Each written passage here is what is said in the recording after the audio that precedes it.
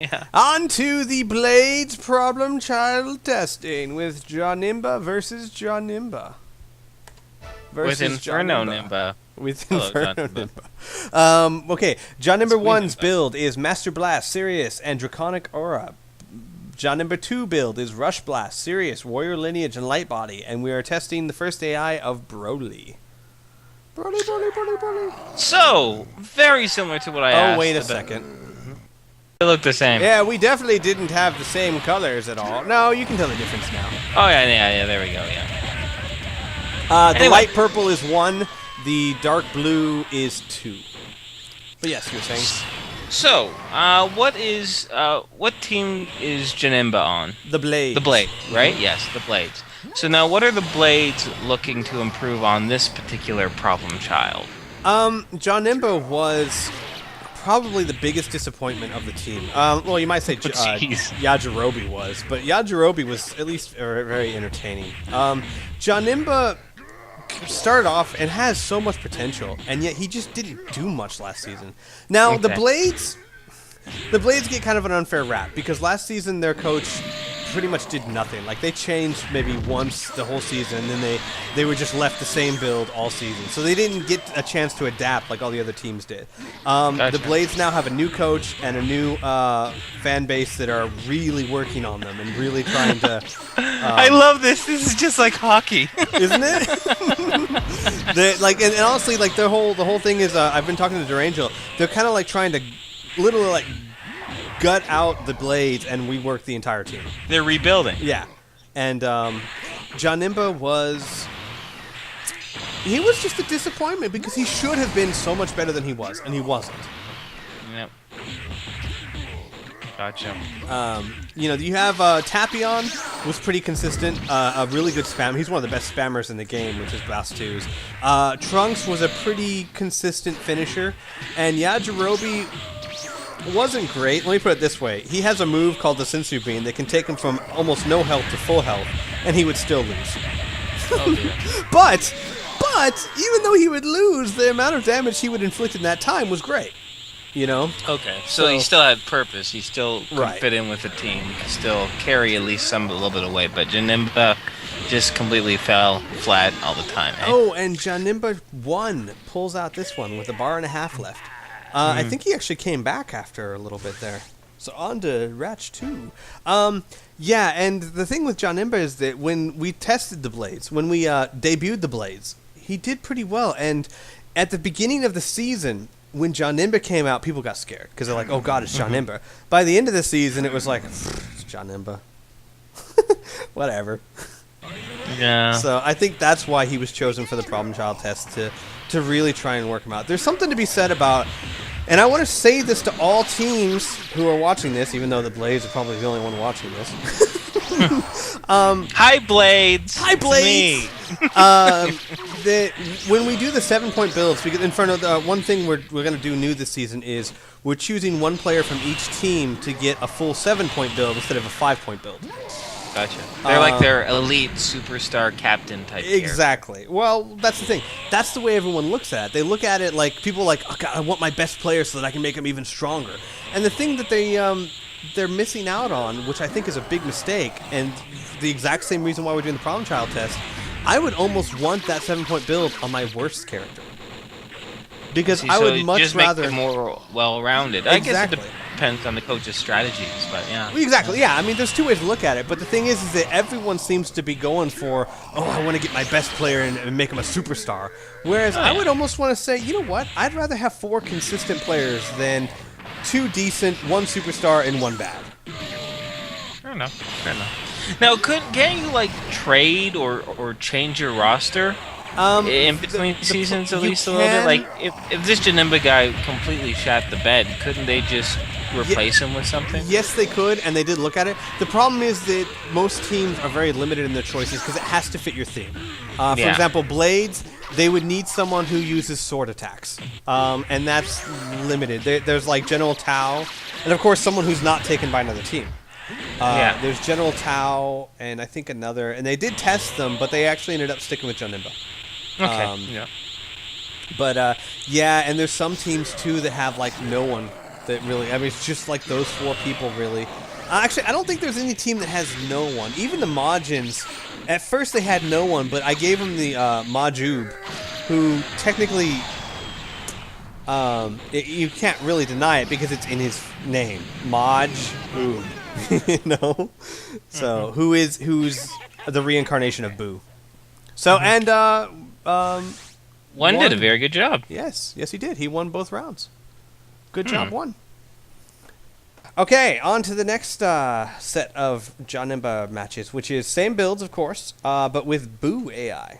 And the last test, the build 1 Broly AI did really well. He won with the bar and a half in the first match and almost 2 bars in the second.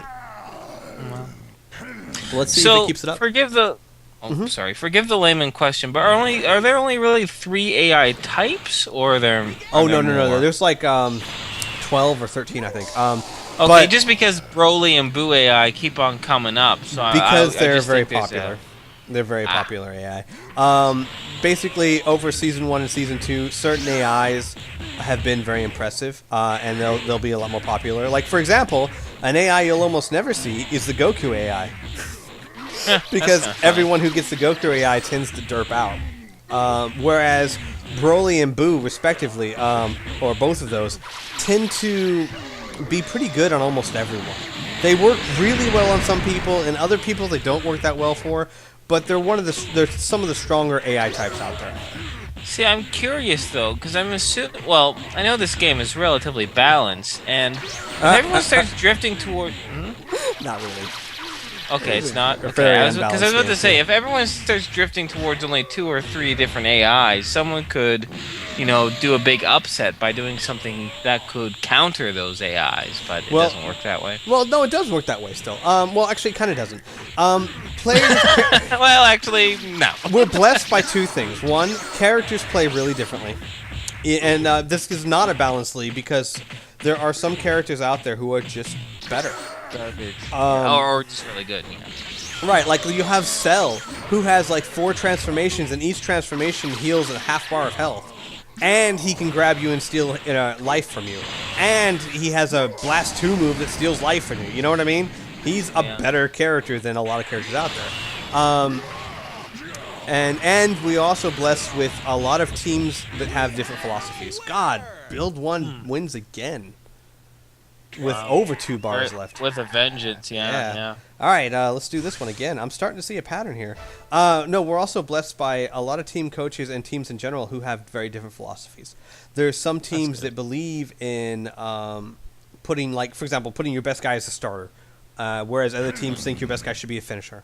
Where other teams think that it's all about those few really heavy damaging moves, and then other teams that think it's about slow, consistent damage. So you see really different builds across the league, and I like that. What we're trying to avoid is consistent builds in the same team. To force the team to adapt more, you know what I mean? Yeah. Instead of everyone gets the same build and goes with that. But no, when you look at the league as a whole, you'll see things that are popular, like Broly AI, Boo AI,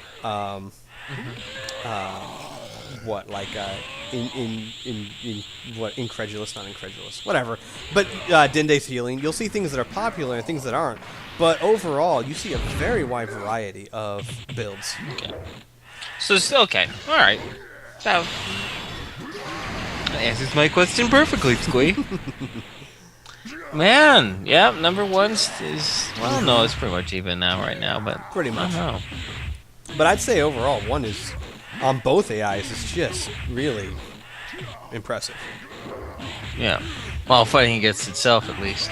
Stop hitting yourself. Stop hitting yourself. Sorry. The good thing that this game does do well is that there are several different types of players. You have your fast but weak characters. You have your slow but strong. You have your characters who suck at melee combat but are really good with blast moves. And that in itself keeps things really fresh and really different. As the team tries to look at what is this character good at? You know what I mean? Like, you wouldn't want to put like Goten, who's like a kid, on a slow, heavy damage build. No, you want to make him fast and spam moves. That kind of thing. you wouldn't want to give Videl Blast 1 increases because her Blast 1, her little, like, Rush Blast. Oh, God. Look at that. Yeah, number 2. Yeah, number 2 kicked some serious ass on that match. Whew. All right, they're going to a third round. Let's see how this goes. But this is why we're doing this, too, because like you said, you know what? You would expect, even just statistically speaking, that number 2 is going to have a match once in a while. No. But what was I saying? Oh, yeah. Videl, like, their little small blasts that they launch, Videl launches, like, 2 and it goes, like, 3 feet. So, you know, if you had a build on her that worked on, that concentrated on that, you'd be like, why? But as you said, there are upsets. There are definitely ways to upset, and it can. A perfect example was during the playoffs. Team Derp. The Ginyu Force. I forget exactly what build they had with Raccoon. They didn't change. They didn't change Raccoon's build, but he had like Power Body or something, which was basically supposed to make him really impervious to melee damage, right? Yes. But his defense was down. And he went up against Team Derp, who was almost entirely Blast 2 moves. Like, Team Derp was not concentrating on melee whatsoever because their characters were horrible at it. And it really hurt the Ginyu Force because it was a waste of a build. Yeah. It was a complete waste. And it was just, if the build had been different, you might have seen a very different outcome. And you saw Team Derp, who was not that good of a team last season, annihilate one of the best teams in the league. Interesting. Oh, in other words, don't bring a sword to a gunfight. Exactly. And John number 1 apparently was mad. Apparently. Still, pride asserted. I was going to say, I strongly say that in the league, 1 bar does not make a big difference, unless it's the last bar. Because, as you can see, now it's an even fight.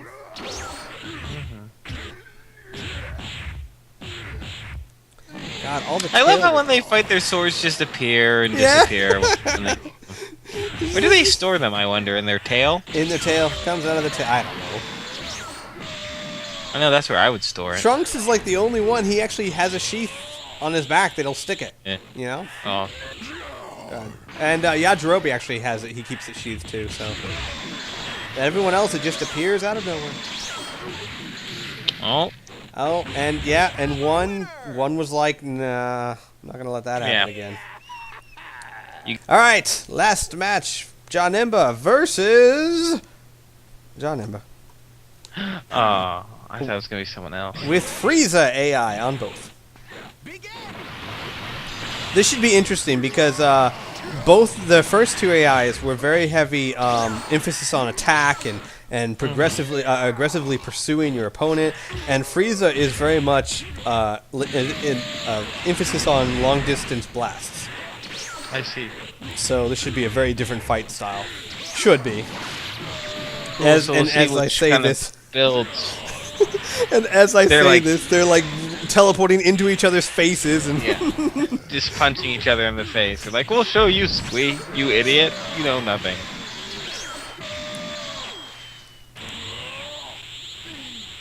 Very even so far. Yeah. I wonder which build will break through, or if it'll be dead even to the front. See, this is the worst thing, especially in a problem child match, is that you don't want them to be dead even until the very end, because then as a coach you'd just be like, okay, well, this tells me nothing. They're both just as good. I need to make a decision. I would suggest to Team Blade, though, just a little bit of insight that I've gained on one of my characters too. Your Janemba has a really interesting rush energy blast, which, in front of, just so you know, you have rush blast, which you'll see these little short blasts they throw out, which are kind of like curly. Mm-hmm. And then they'll have a blast that they do with their sword, where they kind of charge it up and then they like slice the sword and a wave of energy hits the other guy. I see that. Yeah, that's their energy blast. Their energy blast is unique in the sense that very few characters have this. It's unblockable. Ooh. Most energy blasts can be deflected, can even be deflected back at the opponent. Their energy blasts and like Krillin's Destructo Disc and a couple other ones cannot be blocked. If it hits you, it hits you. And it does 1,200 points of damage. So, yeah, nothing to sneeze at. Right, so I would suggest, because we've worked on this with Krillin sometimes, and it's not a bad way to go.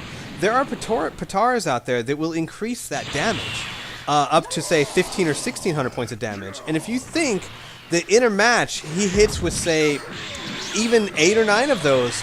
You're looking at over a bar and a half of damage there. That's substantial. And that's something that a lot of people can't do because most energy blasts can be deflected, whereas his, if they don't dodge it, it's a sure hit. And it's very low cost for you. Very low. Just like that.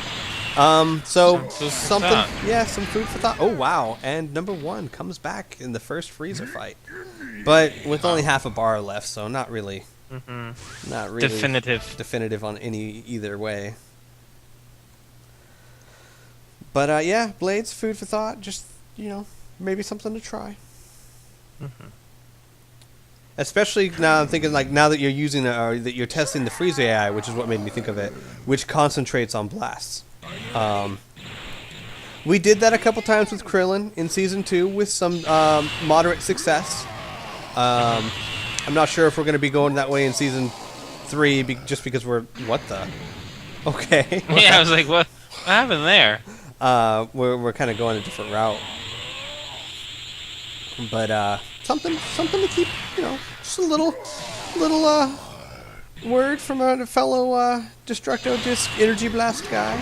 Oh, gosh. That was 9,000 points to the face. It was. And the worst part about that, too, is that you got to worry about the spittle. Really? Is that the thing that you have to worry about the most? Yeah, because, it's coming out of the mouth, and not only do you get the burn, but you get the insult. Where'd you rather it come out of? I don't know, like the finger or the fist. Maybe a Kamehameha. At least you don't have to worry about bodily fluids in with the burning. That just adds insult to injury. Wow. What if John number 1 had herpes and a little bit of that got into John number 2's eye? That's all I'm saying. Now here's the question. Can you change the AI in between, not in between a match, but between... weeks? Like a game? Yes. Yeah, between weeks? Every week you can change AI and complete builds if you want. The only thing that is constant week in and week out is the player and the transformation, the state of the transformation. So in other words, if you're Super Saiyan 2 in the first game, you're Super Saiyan 2, you start as Super Saiyan 2 for the whole season. Now if you transform in the game, that's different, but... So these videos can also be used as, okay, this is their potential, using this Frieza build, which has a lot of blasts and that type of thing. And then you can get to thinking like, okay, well, if I come across, Ginyu Force, who we know was at least kind of weak towards that, then it's something to kind of keep in mind. And that's actually one thing that we kind of want to try and push towards too is your team finding a good build and sticking with it. Oh god, an ultimate. Oh my god. Cool. It seems like John number 1 gets mad every time he loses. Yeah. Oh, with the spittle again. Whew. Alright, on to the third match for these guys. What was I gonna say is that it's all nice, well and good if you find a build that works for your team and just stick with that week in and week out. But what we really want to try and push for is people looking at their opponent, who they're up against, and modifying their builds for that week. That's what we really want to push for, because it's much more dynamic, it's much more interesting and fun. And in fact, we've actually made the builds private. Like during the season, when you post the build for the next week, I'm the only one that can see it until the builds are done, because we would even have some people that would wait until the last second, post a build that counters the build they're going up against before that other team has a chance to do anything. Like, without enough time to counter the counter build. So what we do now is we just make everything private until it's done, to try and avoid that undercutting, so to speak. But yeah, we strongly promote, hey, I'm going up against, say, Team Muscle. They're a heavy melee team. Maybe I got to put on Power Body to defend against melee attacks or something like that. And pretty even fight so far. Cool. I see this happen a lot in Dragon Ball Z, where they whip them with the tail and stuff, but yeah, I would personally think that would probably hurt the tail more than it would hurt the person. Well, It depends on how many nerve endings are in the tail. If you think about it, like your back has quite a few nerve endings compared to like your palm. Yeah. So if there isn't a lot in the tail, it might hurt less than just punching somebody. Yeah, that's true. That's true. I guess I always just pictured tails as being sensitive. You know, soft, sensitive souls. No, mostly they're just cartilage and they don't really feel much. So like Jaws. Yeah, kind of. It's like, no, not really at all, but whatever. No, not Yeah. like Jaws at all, but I'll humor you. Oh boy, the poor Blades who are watching this. Our witty banter.